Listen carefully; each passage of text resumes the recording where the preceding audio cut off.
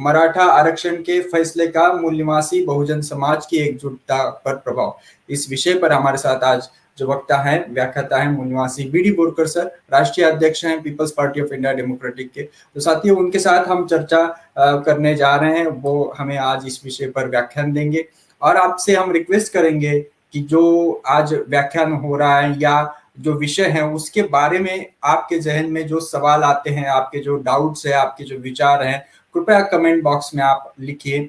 सवालों के साथ आप कृपया अपना नाम, जिले का नाम और राज्य का नाम अवश्य लिखें, ताकि हमको आपके नाम से वो सवाल पूछने में हमें सहूलियत होगी, हमें आसानी होगी। तो कृपया सवाल लिखते रहिए कमेंट बॉक्स में और उनके व्याख्यान के बाद आपके सवाल हम उनके सामने उठाएंगे। और साथियों, आपके आने की दस्तक दीजिए, कमेंट बॉक्स में आप अपने अभिवादन लिखिए और इस वीडियो को पुनः एक बार बताएंगे कि शेयर कीजिए, लाइक कीजिए। तो आज के हमारे व्याख्याता जो हैं उनको हम आमंत्रित करना चाहेंगे। जी, बहुत बहुत स्वागत है बोरकर सर आपका एमएनटी न्यूज नेटवर्क पर पुनः एक बार।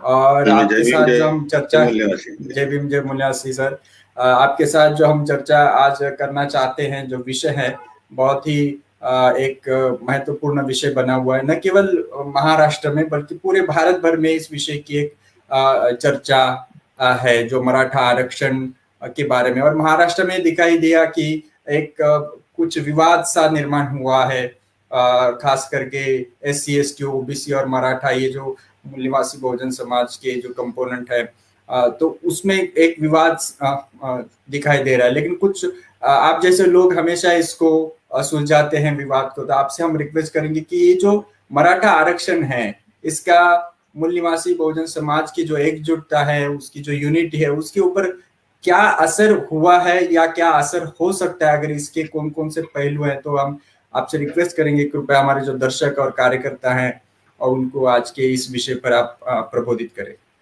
जी, बहुत सभी साथियों को जय भीम जय मूल निवासी। ये जो विषय रखा गया है, ये आज की परिप्रेक्ष्य में भी बहुत महत्वपूर्ण विषय है और इसके बड़े फार रीचिंग कॉन्सिक्वेंसेस जो है वो मूल निवासी बहुजन समाज पर होने वाले हैं। तो इसको राइट पर्सपेक्टिव्स में हमने इसको समझना चाहिए। इसको सोशियोलॉजिकल जो एस्पेक्ट है इसका, उसके ऊपर हमने ज्यादा ध्यान देना चाहिए, रादर देन उसका जो लीगल एस्पेक्ट है या जो कॉन्स्टिट्यूशनल फ्रेमवर्क में जो बनाया गया है, उसके कई कारण है, हिस्टोरिकल रीजंस है, ये ऐसे निर्णय क्यों आते हैं। तो मैं इससे शुरू करूंगा कि भाई ये सबसे पहले हमने मतलब ये समझने की कोशिश करनी चाहिए कि हम लोग जब अगर फुले अम्बेडकराइट मूवमेंट चला रहे हैं, ऐसा हम दावा करते हैं और हमारा राष्ट्रीय संगठन है, तो फुले अम्बेडकरी विचारधारा के तहत इस जजमेंट का जो है विश्लेषण होना बहुत जरूरी है, अपार्ट फ्रॉम उसका लीगल एस्पेक्ट जो है। कल डॉक्टर चौहान जी ने इस विषय के ऊपर काफी अच्छे ढंग से अपने विचार रखे। मैं चाहता था कि वो थोड़ा उसके और लीगल एस्पेक्ट भी हमें समझाए, लेकिन जितना जरूरी था उन्होंने मेरा ख्याल है वो भी कवर किया है। मैं भी आज जहां जरूरी होगा उसी में मैं उसकी लीगल साइड को देखूंगा, लेकिन इसकी जो सोशियोलॉजिकल एस्पेक्ट है उसको हमने ज्यादा विस्तार से समझना चाहिए। तो सबसे पहले हमने जो 40 साल का जो हमारा प्रयास रहा है, वो हमारा प्रयास रहा है कि जो फुले साहब ने मतलब शूद्र और अतिशूद्रों को संगठित किया और उनका संगठित करने का जो बेसिक उद्देश्य रहा है फुले साहब का, या तो वो ये है कि इस देश में आर्य ब्राह्मण जो बाहर से आए, उन्होंने इस देश पर अपना राजकाज चलाया और यहाँ के जो शूद्र और अतिशूद्र जो है, उनको उन्होंने सत्ता, संपत्ति और एजुकेशन, इससे दूर रखा। अब इसमें इम्पोर्टेंट बात है कि जो शूद्र जिनको उन्होंने एड्रेस किया है, तो शूद्रा ये टर्मिनोलॉजी में फुले साहब ने जितने भी ब्राह्मण, क्षत्रिय जिनको जो कहते हैं और वैश्य, इनको छोड़ के बाकी सभी को इनको शूद्र कहा है। और सिर्फ फुले साहब ने ऐसा नहीं कहा, तो जिन्होंने वो व्यवस्था बनाई और हम लोगों के ऊपर, यहाँ के भारतीय मूल निवासी लोगों के ऊपर उसको इम्पोज किया, तो उसमें भी आप देखेंगे कि उन्होंने भी हमें शूद्र कहा। सो मच सो कि जब फुले साहब के पहले का जो पीरियड हम देखते हैं, जो मिडिवल पीरियड और ब्रिटिश मॉडर्न पीरियड के दरमियान का पीरियड आता है, क्योंकि जैसे शिवाजी महाराज है, तो शिवाजी महाराज मुगलों के साथ लड़े, तो वो एक मिडिवल पीरियड का हिस्सा है। और ब्रिटिशों का आना था, तो उनके साथ जस्ट शुरुआत हुई थी ब्रिटिशों की। तो आप समझेंगे, तो शिवाजी महाराज को जब ब्राह्मणों ने शूद्र ठहराया और शिवाजी महाराज का करोनेशन नहीं किया, ये शूद्र कहेगी, तो आप समझ लीजिए कि फिर अगर शिवाजी महाराज शूद्र है, तो आज जिनको मराठा बोल रहे हैं, ये है ही कौन बेसिकली? ये बहुत बड़ा सवाल हमारे सामने खड़ा होता है। ये मराठा जो आइडेंटिटी है, ये कहां से आई? मराठा आइडेंटिटी उस वक्त नहीं थी। उस वक्त जो आइडेंटिटी ब्राह्मणिकल सोशल ऑर्डर में जो बनाई थी उन्होंने ब्राह्मण, क्षत्रिय, वैश्य और शूद्र बनाई थी। तो जब ये आइडेंटिटी थी, तो फिर ये मराठा कहां से आए, ये एक समझना जरूरी है। और जब तक मराठों की आइडेंटिटी हम सही रूप से समझ नहीं पाते, तब तक ये जो रिजर्वेशंस का जो मामला, मराठों रिजर्वेशंस का मामला जो है, इसको सही परिप्रेक्ष्य में, सोशल परिप्रेक्ष्य में हम नहीं रख पाते। आप ये देखेंगे कि मराठा नाम की कोई कास्ट नहीं है। अगर इसको हिस्टोरिकली अगर हम एग्जामिन करते हैं, मराठा नाम की कोई कास्ट नहीं है। अगर शिवाजी महाराज ने अगर हमें संगठित किया अपनी लड़ाई लड़ने के लिए, तो उन्होंने मराठों को संगठित किया होता अगर मराठा होते तो। अभी आज हम अगर आज की परिप्रेक्ष्य में शूद्र, शिवाजी महाराज के बाद अगर हम मतलब फुले साहब के समय में आते हैं, तो जो आइडेंटिटीज थी वो शूद्र और अति शूद्र थी। तो फुले साहब ने किनको संगठित किया? फुले साहब ने शूद्रों और अति शूद्रों को संगठित किया।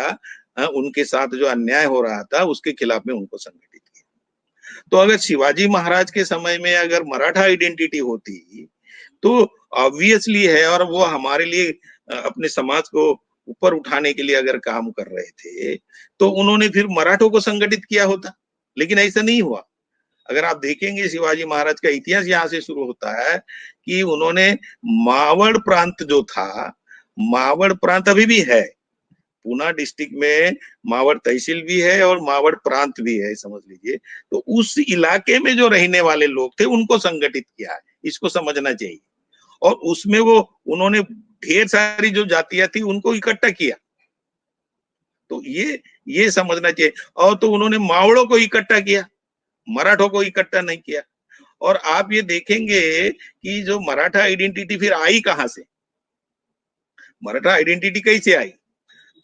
तो जो शिवाजी महाराज जो गनिमी कावा से लड़ाई लड़ते थे, क्योंकि उनकी शुरुआत उन्होंने की थी, फौज उतनी बड़ी नहीं थी जितनी मुगलों के पास थी, आदिल शाह के पास जितनी थी, निजामों के पास जितनी फौज थी, उतनी फौज तो थी नहीं। उन्होंने तो यहाँ के जो भिन्न भिन्न जाति के जो लोग हैं, जो भिन्न भिन्न व्यवसाय में लगे हुए थे, उन्हीं को इकट्ठा किया। उसमें कुंभी थे, महार थे, चमार थे, ढोर थे, नाई थे, सभी जातियों के लोगों को, उनको मावड़ रीजन में ये लोग थे, इसलिए उनको इकट्ठा किया और अपनी फौज बनाई।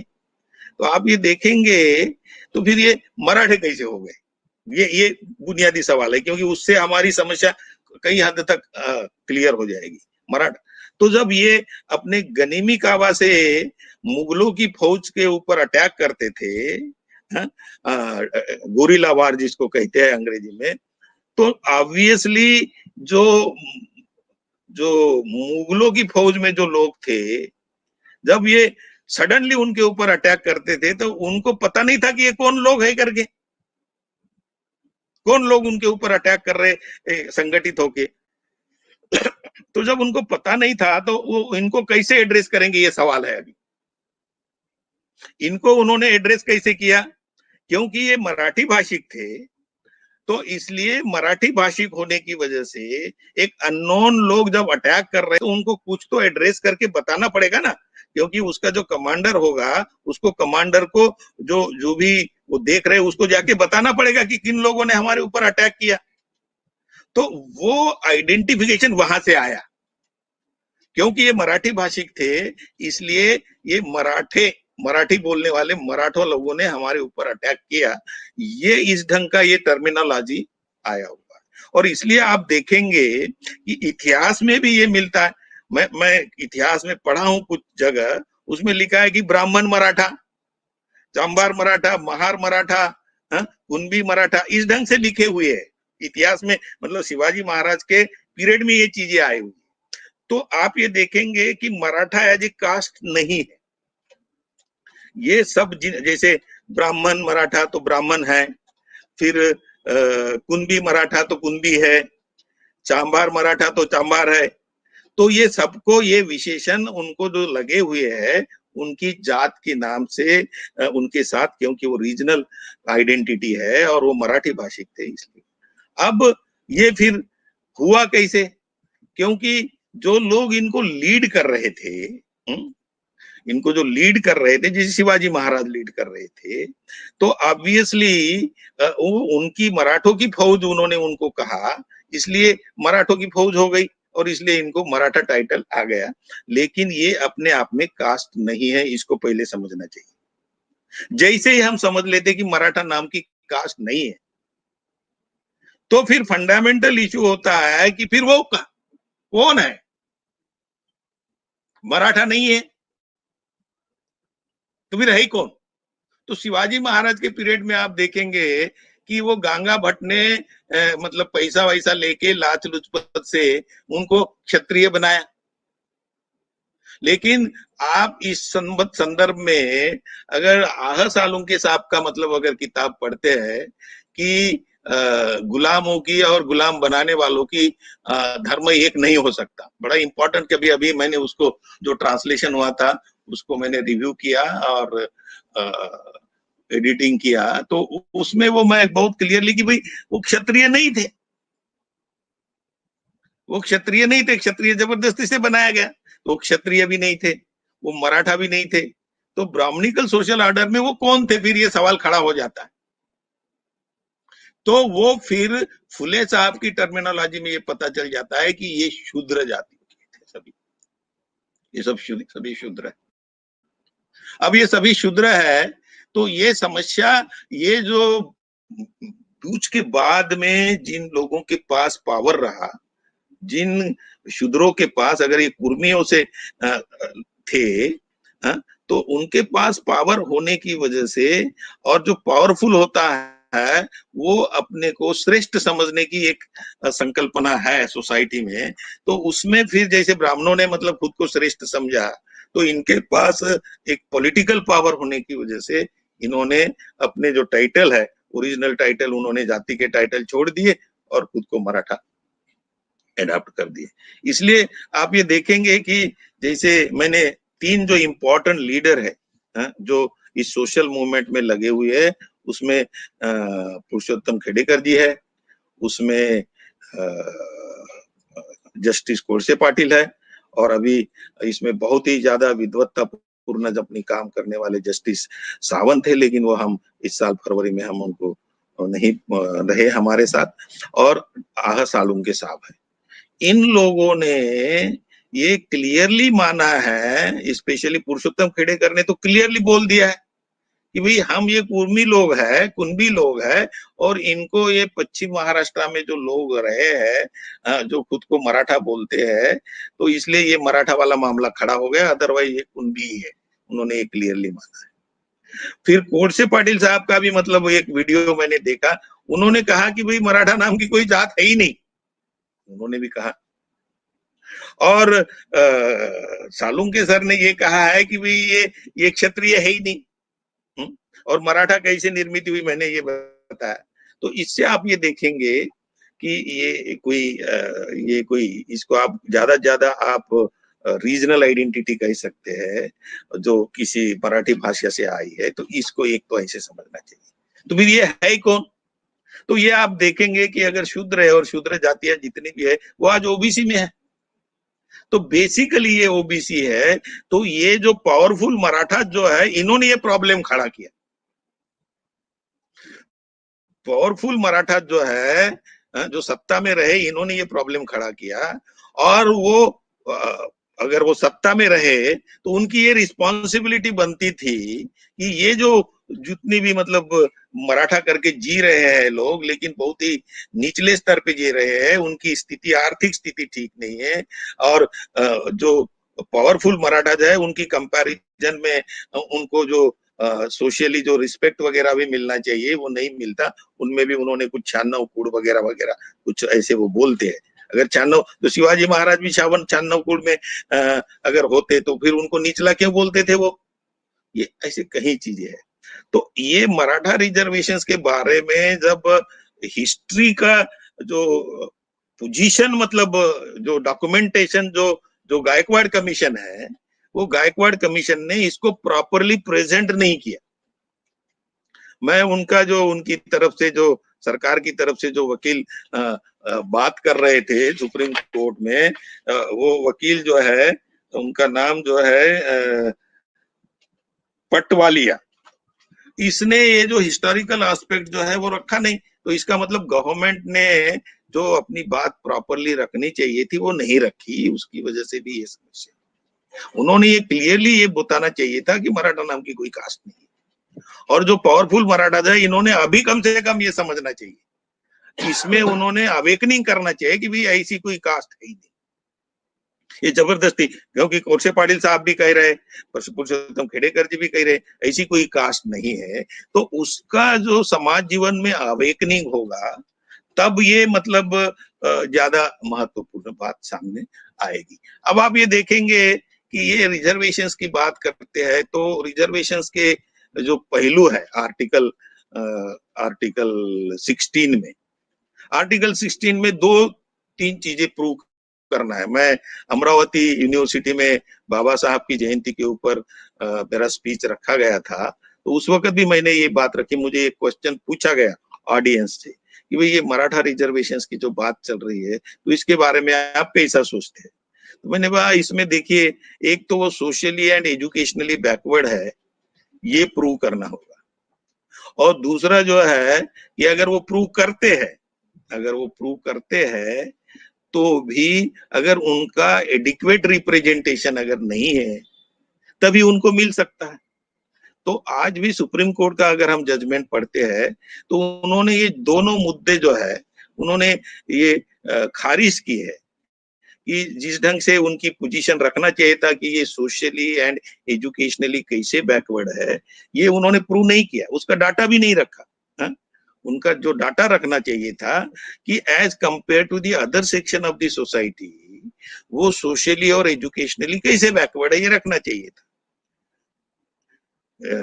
डॉक्टर आहा सालुंके ने, उनका जो मैं वीडियो देख रहा था, तो उन्होंने ये कहा कि भाई ये जो है ये ग्रेडेड इनइक्वालिटी की सिस्टम है, और ही इज राइट। तो ग्रेडेड इनइक्वालिटी की सिस्टम में आप अगर इस ग्रेडेशन में मराठा की कंपैरिजन सोशल प्लेटफॉर्म पे उससे जो ब्राह्मणिकल सोशल ऑर्डर में नीचे जिन जातियों को रखा, उनके साथ अगर करते हैं, तो फिर वो जो है वो आपको फॉरवर्ड नजर आएगा। लेकिन ये गलत है, क्योंकि ग्रेडेड इनइक्वालिटी बनाई गई सोसाइटी में। जब ग्रेडेड इनइक्वालिटी है, तो उनसे ऊपर जिनको रखा ब्राह्मणिकल सोशल ऑर्डर में, उसकी कंपैरिजन में देखना चाहिए। अगर उनकी कंपैरिजन में देखते हैं, तो ब्राह्मणों की कंपैरिजन में, अगर सो कार्ड मराठा, मैं अभी कहूंगा क्योंकि मराठा नाम की कोई जात नहीं है ऐसा मैं मानता हूं, तो सो कार्ड मराठा को उन्हें ब्राह्मणों के नीचे है। तो ब्राह्मणों के नीचे है, तो सोशली जो स्टेटस ब्राह्मणों को है ब्राह्मणिकल सोशल ऑर्डर में, वो स्टेटस मराठा को नहीं है, वो डिग्रेडेड है। तो आप ये देखेंगे कि जितनी भी जातियां शूद्र और अति शूद्रों में आती है, ये कम अधिक मात्रा में एक दूसरे से ऊपर नीचे रखी हुई है, और इनको इकट्ठा समझने का मामला है। अगर हम मतलब ब्राह्मणिज्म के खिलाफ में सही मायने में लड़ाई लड़ना चाहते, और प्रिसाइजली बाबा साहब ने यही किया।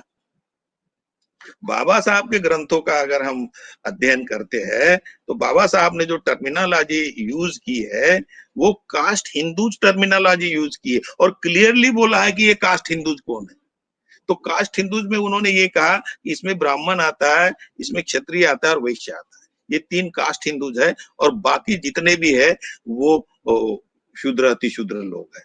तो हम जो मतलब फूले साहब का और बाबा साहब का मूवमेंट चलाने की बात कर रहे हैं, तो हमें ये शूद्र अति शूद्र जिनको उन्होंने कहा, वैसे वो हमारी आइडेंटिटी है ही नहीं, उन्होंने हमें ये आइडेंटिटी दी, उन्होंने हमें शूद्र बनाया, उन्होंने हमें अति शूद्र बनाया। अदरवाइज कोई और अगर बनाया तो क्योंकि वो ग्रेडेड इनइक्वालिटी डालने की वजह से वो तो हमें बिल्कुल मान्य नहीं है, क्योंकि हमें निचला दिखाया, सामाजिक स्तर पे निचला दिखाया, हमारे साथ बहुत अन्याय अत्याचार हुए और कोई आदमी ऐसा नहीं है समाज में कि जो रिस्पेक्टफुल जीवन नहीं जीना चाहता।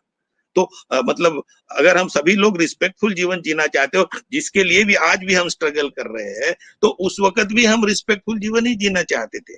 तो ये हमारे ऊपर इम्पोज की हुई आइडेंटिटीज है, लेकिन कॉन्स्टिट्यूशनल टर्म्स में और अधिकारों के टर्म्स में तो आज जो भारत का संविधान है उसके दायरे में हमें देखना पड़ता है। इसलिए वहां वहां जो है कास्ट मैटर कर रही है। अदरवाइज हम तो फुले साहब का और बाबा साहब का आंदोलन चलाना चाहते तो कास्ट तो हम खत्म करना चाहते। अगर कास्ट खत्म करना चाहते तो इसका मतलब हम इन दी रियल लाइफ कास्ट को डिनाई नहीं कर सकते। हम इन दी प्रोसेस इस लड़ाई में हम कास्ट को खत्म करना चाहते हैं, लेकिन जब कॉन्स्टिट्यूशन में सोशल इनइक्वालिटी का डोमिनेंट फैक्टर जो है वो कास्ट है, ये इंदिरा साहनी के भी जजमेंट में माना है। तो इसलिए उस जजमेंट के तहत कास्ट को हमें टू दैट एक्सटेंट रिकॉग्नाइज किया है कॉन्स्टिट्यूशन ने, लेकिन कास्ट को बनाए रखने के लिए थोड़ा रिकॉग्नाइज किया, कास्ट को बनाए रखने के लिए रिकॉग्नाइज नहीं किया, कास्ट को खत्म करने के लिए रिकॉग्नाइज किया है। और खत्म करने के लिए जो भी सोशली एंड एजुकेशनली बैकवर्ड है, उन सोशली और एजुकेशनली बैकवर्ड क्लासेस के लोगों को उनको एडेड एडवांटेज देना चाहिए। ये बात वहां आई हुई है और वो फंडामेंटल राइट है। कल सावंत साहब ने भी कल चौहान साहब ने भी ये बताया कि बेसिकली ये फंडामेंटल राइट है, लेकिन इसको एनेबलिंग क्लॉज बनाया। तो इसलिए हमें ये समझना होगा कि जो राइट्स कॉन्स्टिट्यूशन में दिए हुए हैं वो विलिंगली ग्राउंड स्तर पे लागू करने के लिए जो रूलिंग कास्ट है आज की तारीख में, जो कास्ट हिंदूज है, are they really interested in implementing the constitution? तो आप ये देखेंगे कि ये जो कास्ट हिंदूज है ये पावर स्ट्रक्चर में बैठे हुए, पावर स्ट्रक्चर में बैठे हुए, इसका मतलब जो है जो पॉलिटिकल एग्जीक्यूटिव सरकारों में ये बैठे हुए हैं, और सरकारों के अलावा फिर जुडिशियरी में ये बैठे हुए हैं, पार्लियामेंट में ये बैठे हुए हैं, और ये पावर इनके हाथ में होने की वजह से जो कानून बनाते हैं, अब उनको कंप्लीटली जो मनुस्मृति के आधार के ऊपर डायरेक्टली कानून बनाना मुश्किल है, क्योंकि उनको कॉन्स्टिट्यूशन के फ्रेमवर्क में कानून बनाने पड़ते हैं। तो कॉन्स्टिट्यूशन में फ्रेमवर्क में बनाने हैं तो कुछ तो देना है, अगर कुछ भी नहीं देंगे तो आप ये देखेंगे कि ये रिवोल्ट बढ़ेगा, जो बढ़ रहा है। तो इसलिए उन्होंने कुछ अधिकार देने की बात की, लेकिन अधिकार लोगों को दिया कितना है कॉन्स्टिट्यूशन ने? कॉन्स्टिट्यूशन ने इक्वल अधिकार दिया है। मतलब अगर उनकी जो सोशल ऑर्डर है, ब्राह्मणिकल सोशल ऑर्डर है, और जो कॉन्स्टिट्यूशनल सोशल ऑर्डर जो अल्टीमेटली इस्टेब्लिश करना है, या जिसको आज कॉन्स्टिट्यूशन ने रिकॉग्नाइज किया है, तो उसमें ब्राह्मण और जितने भी निचली जाति की जातीय ब्राह्मणिकल सोशल ऑर्डर में है, उसको ब्राह्मणों के बराबर इक्वल है कॉन्स्टिट्यूशनल सोशल ऑर्डर में, लेकिन वो कॉन्स्टिट्यूशन में है, रियलिटी में नहीं है। तो इसलिए ये सभी जातियां जब तक इकट्ठा होके कॉन्स्टिट्यूशनल पावर अपने हाथ में नहीं लेंगे तब तक ये इस्टेब्लिश करना मुश्किल है, मतलब जो कॉन्स्टिट्यूशनल सोशल ऑर्डर। लेकिन देखना यह है कि आज जो पावर स्ट्रक्चर में बैठे हैं वो क्या कर रहे हैं। 70 साल हो गए कॉन्स्टिट्यूशन को लागू करके, तो 70 साल में उन्होंने जो कॉन्स्टिट्यूशनल फिलॉसफी के तहत कास्ट को खत्म करने का जो प्रोग्राम बनाना चाहिए था, नहीं बनाया। इनफैक्ट कास्ट को मेंटेन कर रहे हैं,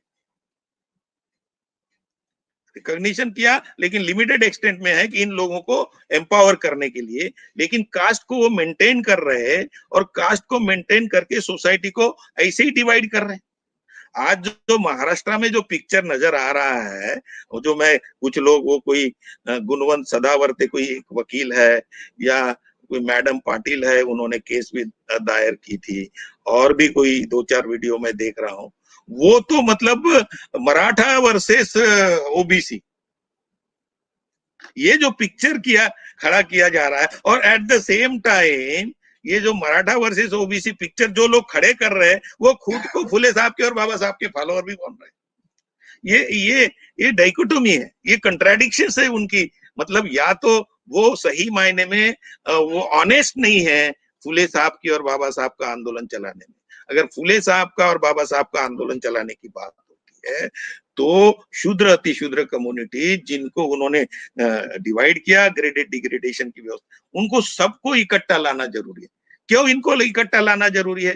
क्योंकि पावर अभी इन लोगों के पास में दिया है बाबा साहब ने कॉन्स्टिट्यूशन में। पावर इनके पास है, मतलब जो पॉलिटिकल पावर जो है वो हर व्यक्ति को दिया है जो नहीं था, और इसका पॉलिटिकल पावर का कंसोलिडेशन जब तक नहीं होता और सत्ता हमारे लोगों के हाथ में नहीं आती, तब तक कॉन्स्टिट्यूशनल मैकेनिज्म में जो इक्वालिटी के प्रिंसिपल्स है वो लागू नहीं करते, वो करना नहीं चाहते।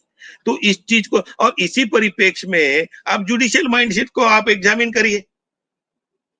आप जुडिशियल, क्योंकि जुडिशियरी के माइंडसेट को एग्जामिन करना आज बहुत जरूरी है, सोशियोलॉजिकली भी इसको एग्जामिन करना बहुत जरूरी है, क्योंकि आप ये देखेंगे कि इनिशियल फेजेज जब कॉन्स्टिट्यूशन लागू हुआ तो उस वक्त वो लोग इस चीज को समझ चुके हैं कि अगर पावर अपने पास में रखना है तो ये जो कम्युनिटी जो है जिनके पास पॉलिटिकल राइट है वोट्स का, इन लोगों को कॉन्स्टिट्यूशन में जो हम अधिकार दिए हुए हैं इक्वालिटी के, वो अगर इनको इन रियलिटी नहीं देंगे तो ये लोग कतई हमें सत्ता में नहीं भेजेंगे।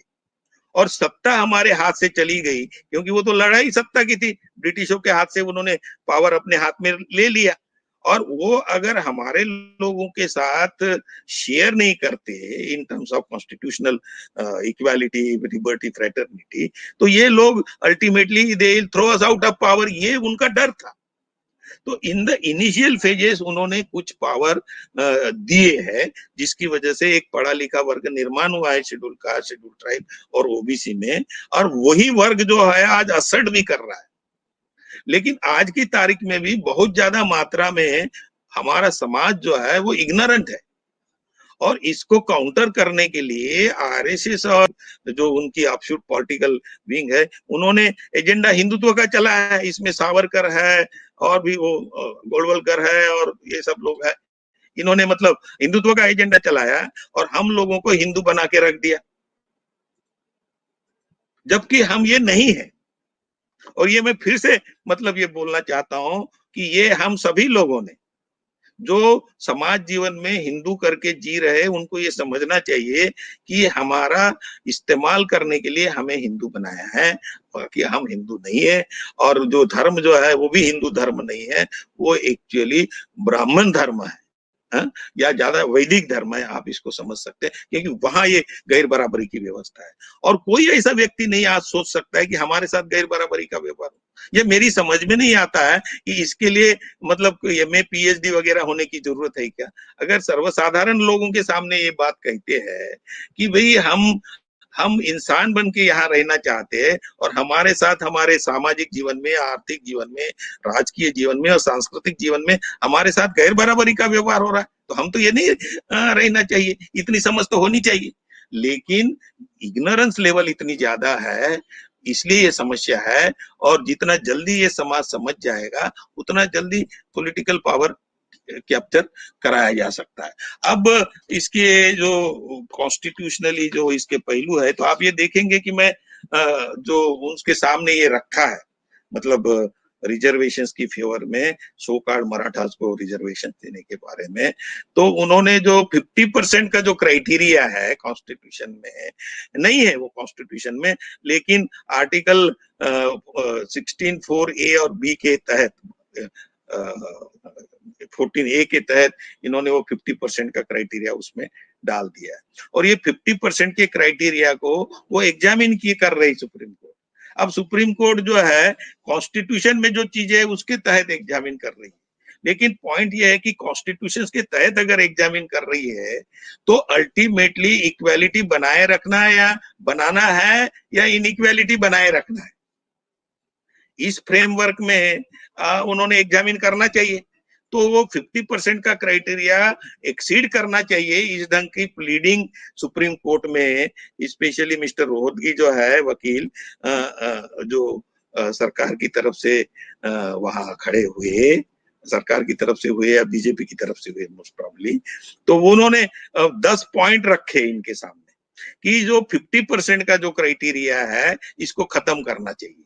वो अभी 10 पॉइंट मैं नहीं यहाँ पढ़ते रहूंगा, बड़ा लंबा चौड़ा हो जाएगा, लेकिन वो हर वक्त जो पॉइंट जो है उसको वो काउंटर कर रहा है। अभी उसके इंटेंशन अलग है, रोहतगी के जो इंटेंशन है, क्योंकि जो 103rd अमेंडमेंट जो हुआ जिसमें इकोनॉमिकली वीकर सेक्शन को जो 10% रिजर्वेशन दिया गया, उस 10% रिजर्वेशन को अगर वैलिड ठहराना है, क्योंकि इस जजमेंट में 50% से एक्सीड नहीं कर सकते। इंदिरा साहनी के केस में जो जजमेंट दिया हुआ है वो रिजर्वेशन 50% से एक्सीड नहीं कर सकते, ये जो उन्होंने लिखा है, तो उसको काउंटर करने के लिए इन्होंने अपनी प्लीडिंग की कि भाई इसको एक्सीड करना चाहिए और ये पुरानी चीजें हैं और जब कानून बदलता है समाज में बदलाव होते हैं वगैरह वगैरह। लेकिन उसका इंटेंट जो है वो इंटेंट वो इकोनॉमिकली वीकर सेक्शन के लिए जो सरकार ने 103वीं घटना दुरुस्ती की है उसको ख्याल में रख के उसने वो सब पॉइंट लगाए, लेकिन सुप्रीम कोर्ट ने उनकी बात नहीं मानी। इधर भी मतलब जो महाराष्ट्र सरकार की तरफ से जो प्लीडिंग हुई है, वालिया का जो मैंने बात कही, उन्होंने भी ये प्लीड किया है कि भाई ये जो 50% का मामला एक्सीड करना चाहिए। क्यों कि सो कॉल्ड मराठास को जो रिजर्वेशंस दिया गया है उससे वो एक्सीड होता है। इनफैक्ट गायकवाड़ कमीशन की रिपोर्ट में उन्होंने ये बताया है कि existing schedule caste, schedule tribe, other backward classes plus Maratha पकड़ के अराउंड 85% लोग होते हैं। तो जब ये 85% लोग होते हैं तो 85% लोगों को आप 50% में अगर बोलते हैं कि ये एडिक्वेट है तो ये ठीक नहीं है। लेकिन वो कर क्या रहे हैं, वो बाबा साहब को कोट कर रहे हैं बार बार। कॉन्स्टिट्यूएंट असेंबली में बाबा साहब ने कुछ सितंबर या अक्टूबर में 1948 में जो सबमिशंस किया है, उनका ये कहना था कि भाई अगर ये जो उन्होंने ये क्लियरली लिखा है कि आज तक कॉन्स्टिट्यूएंट असेंबली के डिबेट्स में है कि अभी तक एडमिनिस्ट्रेशन में किसी एक ही जाति का बोलबाला रहा है,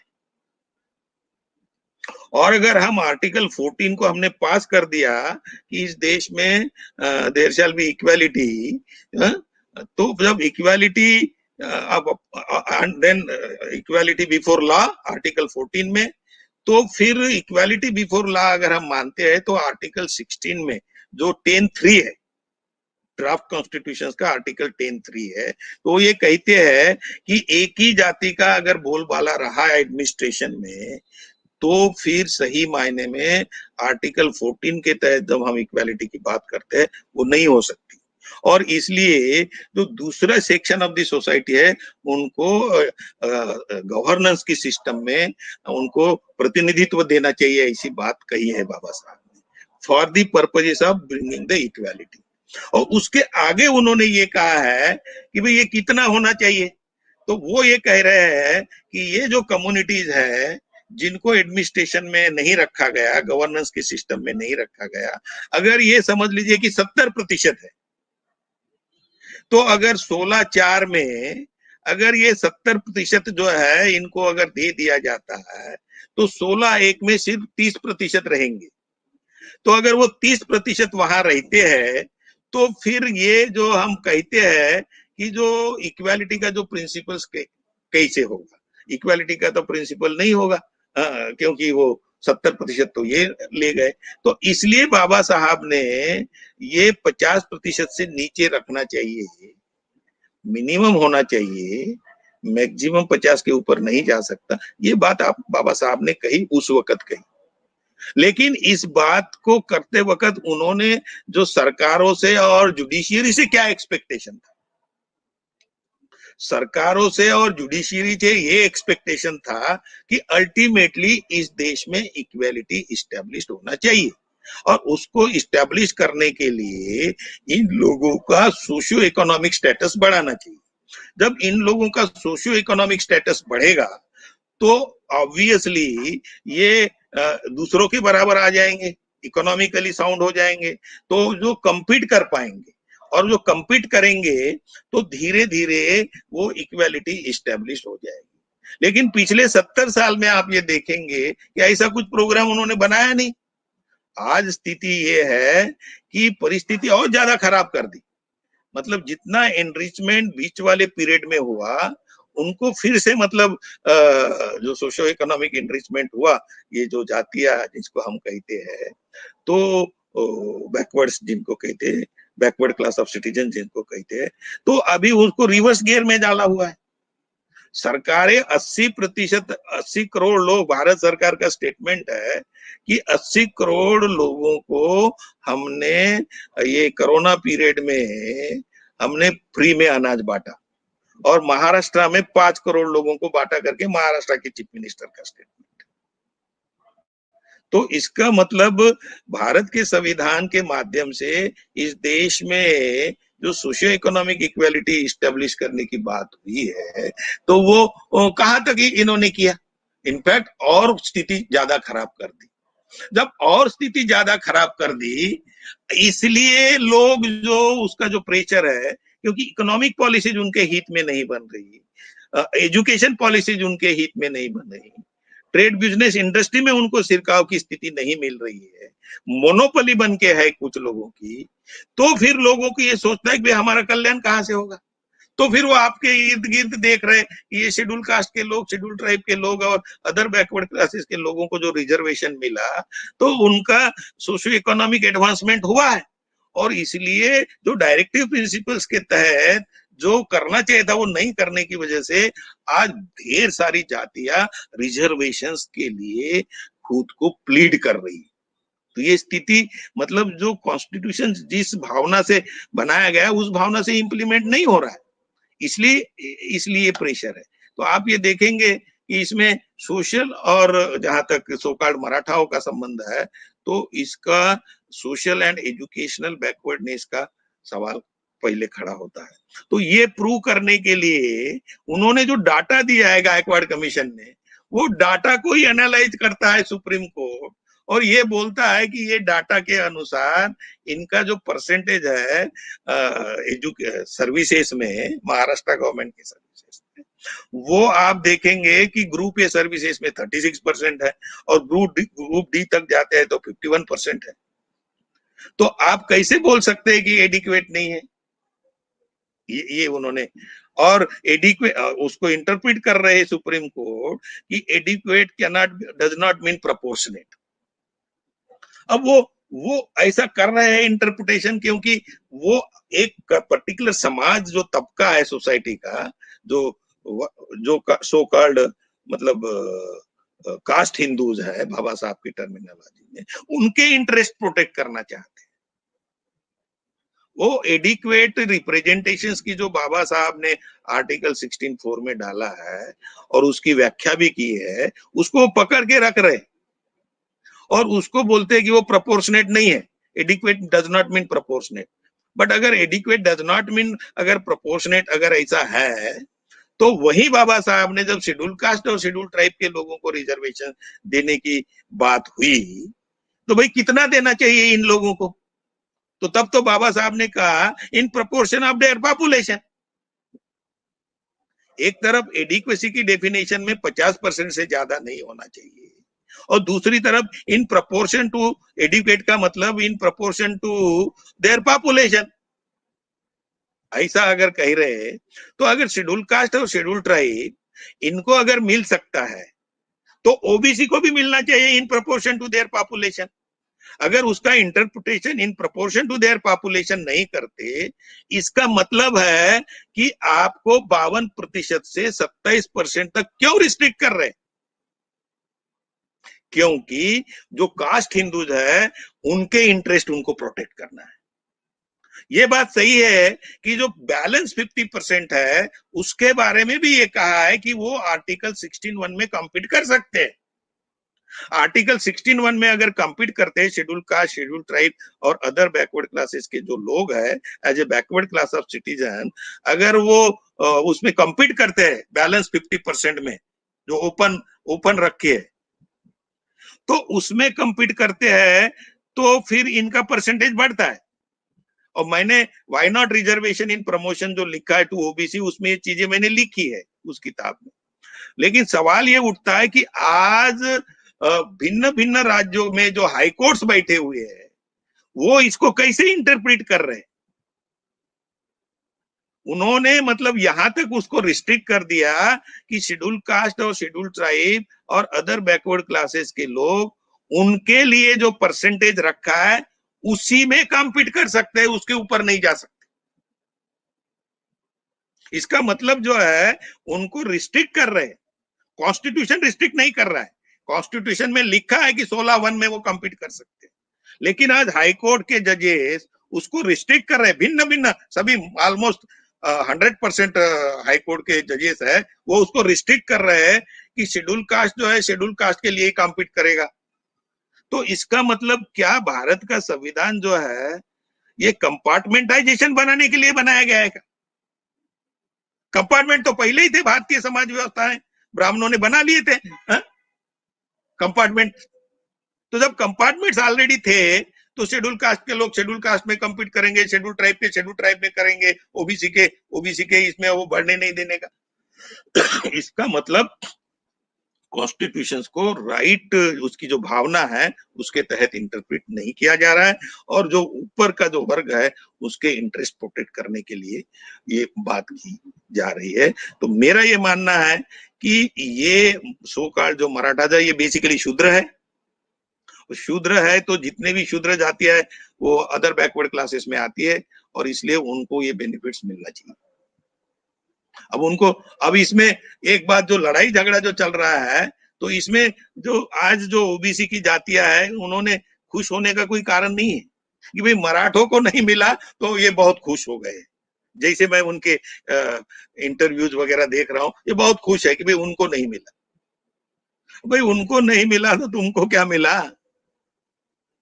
तुम्हारा 52% जो है तुमको रिस्ट्रिक्ट करके रखा, और तुम्हारी मतलब ओबीसी के लोगों की जो सोशियो इकोनॉमिक स्थिति ठीक करने के लिए उनके पॉपुलेशन के प्रोपोर्शन में अगर वो रिजर्वेशन नहीं मिलता तो वो तो ऐसा ही रहेगा, रिस्ट्रिक्टेड मैनर में रहेगा।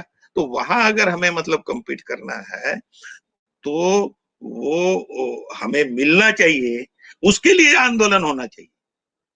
प्रिसाइजली मैंने यही कहा था कि शेड्यूल कास्ट और शेड्यूल ट्राइब के लोगों को अगर रिजर्वेशन इन प्रमोशन मिलता है तो ओबीसी को भी जो रिजर्वेशन दिया है रिक्रूटमेंट स्टेज पे, जो शेड्यूल कास्ट को शेड्यूल ट्राइब को दिया है रिक्रूटमेंट स्टेज पे, तो रिक्रूटमेंट स्टेज पे अगर तीनों को अगर रिजर्वेशन है तो प्रमोशन स्टेज में उसको डिस्टिंक्शन नहीं किया जा सकता, क्योंकि ये भी कहा है कि उसका ही एक्सटेंशन है। ये एक चीज समझनी चाहिए, और इसलिए हमने ये सभी as a other backward class का हिस्सा समझ के ये लड़ाई तभी लड़ी जा सकती है जब हम इनको कंसोलिडेट करेंगे, इकट्ठा आएंगे, और जो पावर स्ट्रक्चर में जो मतलब ये 7-8-10% लोग जो हमेशा बैठे रहते हैं इनका पावर स्ट्रक्चर दूसरी इंपॉर्टेंट बात, मतलब जो डिनाई करने का जो मामला है, वो ये कहा है कि जो 102nd कॉन्स्टिट्यूशनल अमेंडमेंट जो किया गया, 102nd कॉन्स्टिट्यूशनल अमेंडमेंट जो है वो ये है कि 1993 में बैकवर्ड क्लास कमीशन का कायदा बनाया गया और उस कायदे के अनुसार बैकवर्ड क्लास कमीशन बनाया गया। लेकिन वो जो बैकवर्ड क्लास कमीशन बनाया गया था 1993 में, अभी उसको कॉन्स्टिट्यूशनल प्रोविजन में इनकॉर्पोरेट किया। जो आर्टिकल 338 में जो शेड्यूल कास्ट कमीशन है, शेड्यूल ट्राइब कमीशन है, वैसे ही आर्टिकल 338B में उसको कॉन्स्टिट्यूशनल कमीशन का दर्जा दिया। अभी उसको कॉन्स्टिट्यूशनल कमीशन का दर्जा दिया और फिर दर्जा देके उसको ये पावर्स दिए हैं कि भाई वो मतलब कौन लोग बैकवर्ड है और कौन ओबीसी है और कौन ओबीसी नहीं है, वो उसका अध्ययन करेंगे और अध्ययन करके वो पार्लियामेंट में जाएगा, पार्लियामेंट में जाएगा, उसके ऊपर चर्चा होगी, वो फिर एक्सेप्ट होगा, और एक्सेप्ट होगा, फिर प्रेसिडेंट जो है उसमें लिस्ट इशू करेगा, उसमें इनकॉर्पोरेट करेगा। अब पॉइंट ये है कि भाई अगर ऐसा है तो जो फेडरल स्ट्रक्चर है, फेडरल स्ट्रक्चर का मतलब एक सेंट्रल गवर्नमेंट है, स्टेट गवर्नमेंट है, कॉन्स्टिट्यूशन ने स्टेट गवर्नमेंट को पावर्स दिए हैं और 1993 में स्टेट गवर्नमेंट को ये कहा था कि तुम अपने अपने भी मतलब बैकवर्ड क्लास कमीशन बनाओगे और उस बैकवर्ड क्लास कमीशन जैसे सेंट्रल का बैकवर्ड क्लास कमीशन है तो उस बैकवर्ड क्लास कमीशन के तहत भी आप लिस्ट में इनकॉर्पोरेट हो सकते हैं सेंट्रल की सर्विसेज के लिए और उनकी जो पब्लिक अंडरटेकिंग। वैसे ही स्टेट सर्विसेज और स्टेट की जो पब्लिक अंडरटेकिंग है उसके लिए स्टेट को यह अधिकार था कि वो अपना बनाए और बैकवर्ड क्लास कमीशन स्टेट का, और उसमें किस जातियों को इनकॉर्पोरेट करना है और किस जातियों को वहां से हटा देना है उसके पावर्स उसके पास है। और वो गवर्नर की अप्रूवल से वो मतलब वो जो रिपोर्ट है वो गवर्नर के पास जाएगा और गवर्नर के पास से आने के बाद वो उसको इनकॉर्पोरेट हो जाएंगे और इनकॉर्पोरेट होने के बाद फिर वो जो ऑर्डर्स इशू हो सकते हैं, एग्जीक्यूटिव ऑर्डर हो सकते हैं या कानून बना सकती है सरकारें 15(4) और 16(4) के बेनिफिट्स उन जातियों को देने के लिए।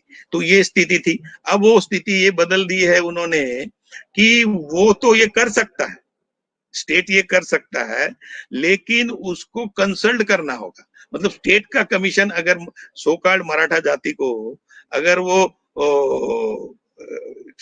सोशली एंड एजुकेशनली बैकवर्ड मानता है तो माने, लेकिन वो प्रपोजल वो उसको भेजना चाहिए, कंसल्ट करना चाहिए सेंट्रल, और सेंट्रल को कंसल्ट करने के बाद वो इफेक्टिव कंसल्टेशन होना चाहिए बोल रहे हैं। और इफेक्टिव कंसल्टेशन के तहत अगर वो सेंट्रल गवर्नमेंट का जो बैकवर्ड क्लास कमीशन जो आर्टिकल 338B में जो बना है वो अगर उसको नहीं मानता, अगर वो नहीं मानता तो वो कास्ट एनलिस्ट करने के लिए वो जाएगी नहीं, और वो नहीं मानता और कंसल्टेशन पूरा नहीं हुआ तो स्टेट वाले उसको इनकॉर्पोरेट नहीं कर सकते। ये प्रॉब्लम खड़ा कर दिया है इस जजमेंट में।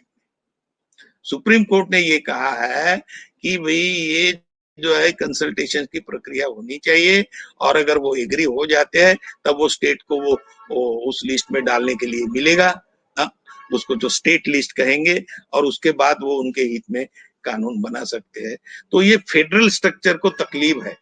जबकि जो सिलेक्ट कमेटी ने पार्लियामेंट की जो सिलेक्ट कमेटी थी, तो सिलेक्ट कमेटी ने ये कहा कि भाई हम मतलब फेडरल स्ट्रक्चर को डिस्टर्ब नहीं कर रहे, हमने सिर्फ सेंट्रल लिस्ट के बारे में कहा है और स्टेट लिस्ट के बारे में वो स्टेट जो है मतलब कर सकता है, ऐसा मतलब कहा। जो वेणुगोपाल जो है अटॉर्नी जनरल, उसने ये अपनी प्लीडिंग की है सुप्रीम कोर्ट के सामने, और इसको वो कंडीशन जो है वो जो 338B जो अमेंड हुआ है उसमें ये कंडीशन डाल दी गई है। वो बोल क्या रहे, सिलेक्ट कमेटी क्या बोल रही, सिलेक्ट कमेटी बोल रही कि वो कर सकते हैं। वो गवर्नमेंट की, सेंट्रल गवर्नमेंट की तरफ से जो अपीयर हुए अटॉर्नी जनरल वो भी बोल रहे कर सकते, सॉलिसिटर जनरल अपीयर हुए वो भी बोल रहे कर सकते। लेकिन जो 338B में जो कंडीशंस डाली है कि कंसल्टेशंस करना चाहिए, उसकी वजह से ये प्रॉब्लम खड़ा हो गया। अब ये कंसल्टेशंस की भी मैं बात आपको बता दूं, आर्टिकल 124 में भी बाबा साहब ने in consultation with the chief justice of India, ऐसा लिखा है। तो वहां कंसल्टेशंस का जो लिखा है उसका डेफिनेशन उन्होंने कंकरेंस कर दिया। See the supreme court is also playing a political game, मतलब वो उनकी सुविधा के अनुसार, उनके सुविधा के अनुसार वो ये इंटरप्रिटेशन कर रहे हैं। यहां वो बोल रहे हैं कि कंसल्टेशन इफेक्टिव कंसल्टेशन होना चाहिए, इसमें कंकरेंस की बात नहीं कही, ये ठीक कहा, लेकिन अगर वो कंसल्टेशन का सीधा सीधा सिंपल मतलब ये होता है कि स्टेट गवर्नमेंट की जो कमीशन है वो सेंट्रल गवर्नमेंट के कमीशन को कंसल्ट करेगी, और वो सेंट्रल गवर्नमेंट की कंसल्ट करने के बाद वो अगर उसकी बात मानना बाध्य नहीं है स्टेट को, जैसे बाध्य है ऐसा बोलेंगे तो फेडरल स्ट्रक्चर की जो स्थिति है कॉन्स्टिट्यूशन में उसको बाईपास किया गया, ऐसा हो जाता है। तो बाइंडिंग वाला जो बनाया हुआ है तो ये कंकरेंस वाली बात हो गई। तो ये सुप्रीम कोर्ट जो है अपनी सुविधा के अनुसार एक पर्टिकुलर सेक्शंस के इंटरेस्ट, जो मतलब बाबा साहब ने जो हाई कास्ट जिसको कहा है, उनके इंटरेस्ट प्रोटेक्ट करने के लिए बैकवर्ड क्लासेस के इंटरेस्ट को, मतलब जो स्ट्रगल है बैकवर्ड क्लासेस का अपने अधिकार जो कॉन्स्टिट्यूशन में उनको मिले हैं उसको पाने के लिए जो स्ट्रगल है उसको वो रोक रही है, ये समस्या है। तो इसलिए अगर हम बोलेंगे कि भाई सुप्रीम कोर्ट हमें जो कुछ भी अधिकार है वो हमें सुप्रीम कोर्ट नहीं देता, तो फिर क्या हम चुपचाप बैठे रहेंगे? कॉन्स्टिट्यूशन में जो अधिकार है हम चुप बैठे रहेंगे? हमारे पास पॉलिटिकल पावर है, हमें वोट का अधिकार है, हम जैसी सरकारें चाहते हैं वैसी सरकारें लाने की शक्ति रखते हैं अगर हम संगठित होते हैं। तो इसलिए बैकवर्ड क्लासेस ने वो सुप्रीम कोर्ट की राह नहीं देखनी चाहिए कि सुप्रीम कोर्ट क्या कहता है, क्योंकि आफ्टर ऑल वहां जो लोग बैठे हुए हैं वो उनके इंटरेस्ट प्रोटेक्ट कर रहे हैं, तुम्हारे इंटरेस्ट नहीं। तो इसलिए हम लोगों ने मतलब ये जो schedule caste, schedule tribe, other backward classes, minorities, इनको सब इकट्ठा करना ये मामला है। ये यहाँ ये भी कहा है सुप्रीम कोर्ट ने कि भाई आर्टिकल 342 में जो शेड्यूल कास्ट की जो बात कही हुई है और वो 342 ए में जो ओबीसी की जो लिस्ट कही हुई है इसमें डिस्टिंग्विश किया है उन्होंने वो डिस्टिंग्विश किया कि शेड्यूल कास्ट के लिए जो लिस्ट है वो डिस्टिंग्विश किया टू ए एक्सटेंट। ठीक है कि क्योंकि स्टेट लीड, क्योंकि जो हिस्ट्री है बैकवर्ड क्लासेस कमीशन की, वो हिस्ट्री में ये निहित आता है, जबकि शेड्यूल कास्ट के लिए आर्टिकल 342 जो कास्ट की लिस्ट की जो बात है वो कॉन्स्टिट्यूशन में पहले से आया हुआ है। तो ये बैकवर्ड क्लासेस कमीशन की हिस्ट्री की वजह से उन्होंने 342 में जो लिस्ट करेगा president of India by notification, वही होगा ये जो बोल रहे हैं, तो उससे एक परेशानी खड़ी हो रही है। तो स्टेट के जो पावर्स है इससे वो परेशानी हो गई।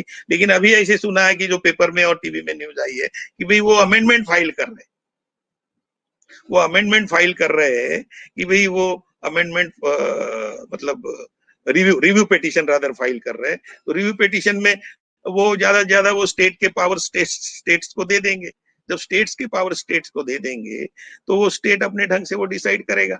लेकिन 50% का जो मामला है वो अगर उसके प्रति अगर वो वैसे के वैसे ही रखते हैं तो फिर भी मतलब जो सो कॉल्ड मराठा जो है उनको जो रिजर्वेशंस मिलना चाहिए, क्योंकि उनका परसेंटेज जो है वो ज्यादा है ऐसा बोल रहे हैं। और ये परसेंटेज जो निकाला गया वो उसमें जजमेंट में ये भी लिखा है इनका 35.7% वो लिख रहे अलॉन्ग विद कुनबीस, मतलब मराठाओं का सोकाल मराठाओं का कुनबी के साथ क्लब करके 35.7% है ऐसा गायकवाड़ कमीशन बोल रहा है। वो फिगर उसने इंटरपोलेट की है जजमेंट में सुप्रीम कोर्ट ने। अगर ये दोनों मिलके 35% है तो इसमें मेरी ये समझ में नहीं आता कि मराठा जो खुद को मतलब इतना ज्यादा परसेंटेज क्लेम कर रहे हैं कि भाई वो इस देश में 30% है करके उनका कहना है, और 30% होने के बावजूद भी 12 और 13% रिजर्वेशन की बात जो है बॉम्बे हाई कोर्ट ने मानी है, जो अभी स्ट्राइक डाउन हुआ। तो सवाल ये उठता है कि अगर टोटल कुनबी और वो मिला के अगर 35.7% करीबन है, तो फिर अगर मराठा 30% है तो कुनबी इस देश में सिर्फ 5% है क्या?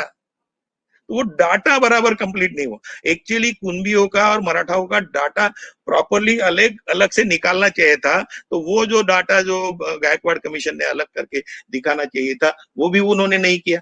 तो ऐसी कहीं स्थिति है जिसकी वजह से ये समस्या आज हम फेस कर रहे हैं। मुझे लगता है कि इसका हमें ये सुप्रीम कोर्ट क्या निर्णय दे रहा है, ये हमारे लिए इम्पोर्टेंट है। जितने भी backward classes including Maratha, Gurjar और जाटों में भी आप ये देखेंगे कि वो इस चीज को मान रहे, बाबा साहब के आंदोलन को, फुले साहब के आंदोलन को मान रहे। अगर वो मान रहे तो ये बात भी उन जातियों में जाके समझा रहे, मराठा वो लोग भी समझा रहे, वो गुर्जर लोग भी समझा रहे, वो आज बामसेब के साथ जुड़े हुए हैं। हो सकता है आज कम मात्रा में हो, वो तो हम उनको कितना समझा पाते हैं उसके ऊपर है, लेकिन एक प्रक्रिया शुरू हो गई है। ये जो मतलब एंटायर बैकवर्ड क्लासेस को इकट्ठा करने की जो प्रक्रिया शुरू हो गई है, ये हमारे लिए ज्यादा इम्पोर्टेंट है। और इसमें इसके ऊपर अदरवाइज ये बुरा असर हो रहा है इस जजमेंट का। तो इसलिए ये जजमेंट क्या कह रहा है ये ज्यादा मायना नहीं रखता है। जो मायना रखता है कि हमने अपना आंदोलन खड़ा करना चाहिए, और आंदोलन खड़ा करके अल्टीमेटली जागृति बढ़ा देनी चाहिए, और अल्टीमेटली इस देश की सत्ता क्या कैप्चर करना चाहिए। और फिर जो प्रोपोर्शनेट की बात है, बिल्कुल सही बात है। मेरा ख्याल है कोई किसी को गिला शिकवा नहीं रहेगा। जो जितना परसेंटेज में है उतना परसेंटेज उनको मिल गया। वो ब्राह्मणों के अधिकार क्यों नहीं रिस्ट्रिक्ट कर रहे? जब इक्वालिटी का प्रिंसिपल कॉन्स्टिट्यूशन में है, और अगर डाटा मराठाओं का वो मांग रहे हैं, तो ब्राह्मणों का भी डाटा लेना चाहिए ना, कि ब्राह्मण आज पब्लिक एडमिनिस्ट्रेशन में कितने हैं, अगर और उनकी पॉपुलेशन कितनी है। अगर उनकी 3% पॉपुलेशन है, तो फिर उनकी 70% लोग एडमिनिस्ट्रेशन में कैसे रह सकते हैं? ये अनकॉन्स्टिट्यूशनल है, और उनको रिस्ट्रिक्ट करना चाहिए। यही प्रिंसिपल भी है, और यही भावना है कॉन्स्टिट्यूशन की, कि इक्वालिटी को एडॉप्ट करने के लिए। वही बाबा साहब ने लिखा कि जिन लोगों ने मोनोपोली बना के रखा है एडमिनिस्ट्रेशन में, वो खत्म होनी चाहिए, और इन लोगों को रिप्रेजेंटेशन देना चाहिए। क्या आज की तारीख में 70 साल में उनका रिप्रेजेंटेशन कम हुआ है क्या? वो नहीं होते हुए भी उनको इकोनॉमिकली वीकर सेक्शन करके फिर दोबारा 10% दे दिया। ये जो बदमाशी चल रही है स्टेट पे, और इसको हमने समझना चाहिए और अपने आंदोलन को तगड़ा करना चाहिए। इतना ही मुझे लगता है इस अवसर पर मैं आपको बताना चाहता हूँ। जय भीम, जय मूल निवासी।